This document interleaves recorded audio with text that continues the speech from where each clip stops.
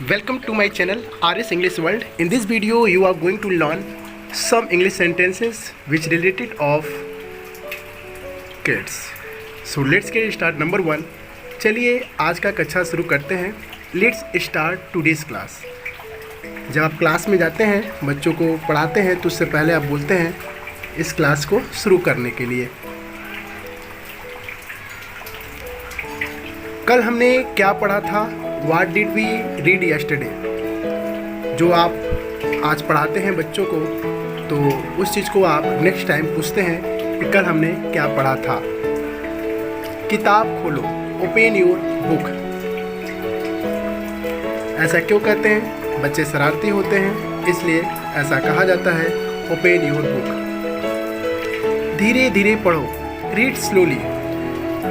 बच्चे शरारती भी होते हैं और साथ ही साथ वो एक बिगनर भी होते हैं, उन्हें हमको धीरे धीरे पढ़ने सिखाया जाता है. पेंसिल के साथ किताब पढ़ें, read book with pencil.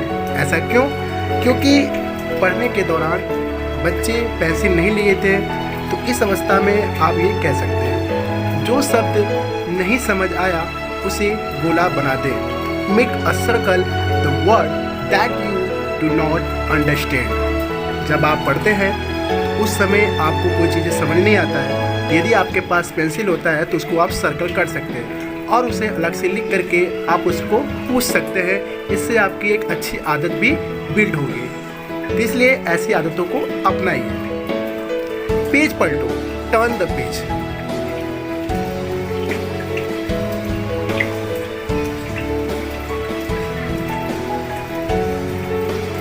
Pencil ज़्यादा मत छीलो, don't peel the pencil too much. ऐसा क्यों होता है?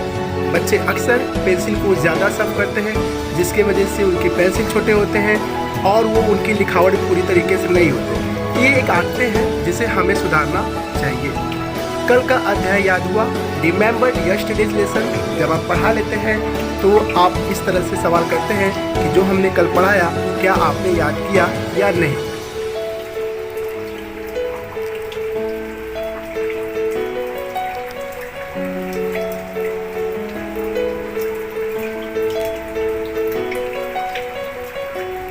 मुझे अपना सिलेबस दिखाओ. Show me your syllabus. जब आप पढ़ाते हैं तो उससे पहले आप बच्चों से पूछ लेते हैं कि आप हमें अपना सिलेबस दिखाएं और मैं सिलेबस के अकॉर्डिंग ही आपकी क्लासेस कंटिन्यू रखूँगा. क्या मैं पानी पीने जा सकता हूँ? Can I go to drink water. बच्चे अक्सर क्लास में रहते हैं और ये इस तरह के सवाल बार बार पूछते हैं, तो इसलिए आप उन्हें भी सिखाएं कि इंग्लिश में आप इस तरह से कह सकते हैं. मुझे अपनी सारी किताब दिखाओ. Show me all your books. ये इस तरह से कहा जाता है क्योंकि बच्चे थोड़े शरारती भी होते हैं और वो कुछ किताबें घर पर भी छोड़ देते हैं या कुछ किताबें लाने के बावजूद भी वो टीचर्स के सामने नहीं रखते. तो इसलिए टीचर की जिम्मेदारी होती है बच्चों से पूछें तुम्हारा रोल नंबर कितना है. What's your roll number. Roll number wise हम बच्चों को क्लासेस में अटेंडेंस लेते हैं और रोल नंबर वाइज ही हम उनके पूरे किताब कॉपी और उनके टेस्ट को फिलअप करते हैं. तो इसलिए वहाँ पर भी आपको रोल नंबर के बारे में जानना बहुत ज़रूरी है. मिटाओ मत, डोंट इरेज इट.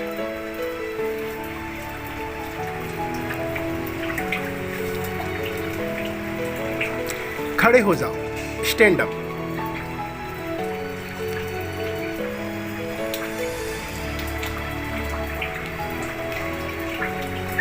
अपनी जगह पर बैठो, seat at your place.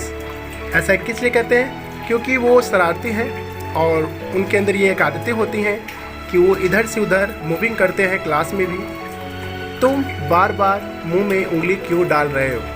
Y are you repeatedly putting your finger in your mouth. बच्चे अक्सर गलती करते हैं, बार बार पेंसिल को मुंह में डालते हैं, उंगली डालते हैं, जिससे एक ऑकवर्ड लगता है. बच्चों को एक अच्छी आदतें बिल्ड कराने की पूरी जिम्मेदारी एक टीचर्स की होती है, पेरेंट्स की होती है. इसलिए इस तरह से आप इंग्लिश में बच्चों के साथ बात कर सकती हैं और उन्हें एक अच्छी आदतें भी सिखा सकती हैं. तुम बहुत शरारती हो. You are so naughty.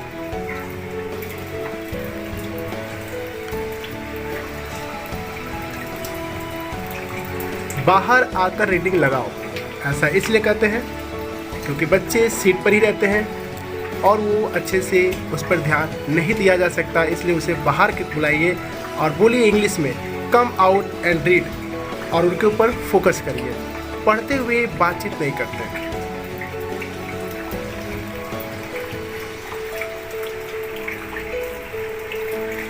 Do not talk while study. बिल्कुल जब आप पढ़ रहे हैं तो उस समय बातचीत न करें, इससे आपके ध्यान भटकते हैं। ये कहाँ से उठाया? Where did you pick it from? बच्चे अक्सर कुछ चीज़ें पड़े होते हैं ज़मीन पे या किसी चीज़ से तो उठा लेते हैं। चोट लग गई क्या? Did you hurt yourself? बच्चों को चोट लगते हैं। तमीज़ से बात करो, तमीज़ से पेश आओ। Behave yourself. बच्चे अक्सर थोड़े से अपने ज़ुबान ख़राब कर लेते हैं, तो उस अवस्था में पेरेंट्स और टीचर्स की रिस्पॉन्सिबिलिटी होती है। Thanks for watching this video, so please do like and share and comments, and thank you so much. If you all learn to anything from this video, so please share in your group. Thank you so much.